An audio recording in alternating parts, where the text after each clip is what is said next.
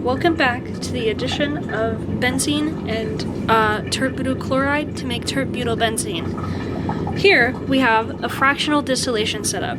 What's going to work here is there's two things in this flask here, benzene and tert-butyl-benzene. And don't worry, it's not too hot. The heating mantle just turned on so I can touch it. But what's happening here is I've got a thermometer in here and it's going to read the temperature of when it hits about 80 degrees. That's when the benzene is going to come off and it's going to go into this flask. Then what I'll do is I'll swap out the receiving flask with a second receiving flask that will have the tert-butyl-benzene and the benzene in it when the temperature reaches around 160 degrees. And then when tert-butyl-benzene starts coming off into this flask, I'll take it out so that I can have a third receiving flask that will just have tert-butyl-benzene inside of it.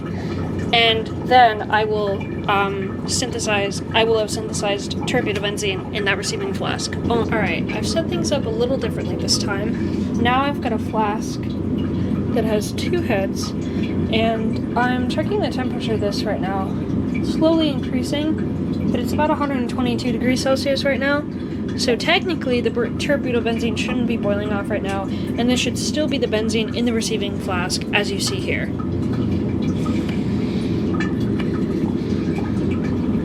Now, that is a decent amount, but there's still a decent amount of solvent, or tert-butyl-benzene in here. It's kind of hard to see. I'm going to lift the hood up a little bit. There's the tert-butyl-benzene. It shouldn't be colored, but it does have a color due to its impurities. And here's a temperature check on the flask. It's actually rising up to 130 degrees Celsius right now, so I'll get back to you when the tert-butyl-benzene starts boiling off. Here, I've swapped out the receiving flask for a 10 milliliter flask because it's incredibly small. And technically, my theoretical yield is only 3 to 4 milliliters of this stuff, this tert-butyl-benzene. So right now, the temperature inside of the flask is almost 150 degrees. So depending on how impure the tert-butyl-benzene is, I think it's starting to boil off now. I saw a couple drops fall into the receiving flask there, so I'm just going to keep keeping an eye on it, and I will update you later.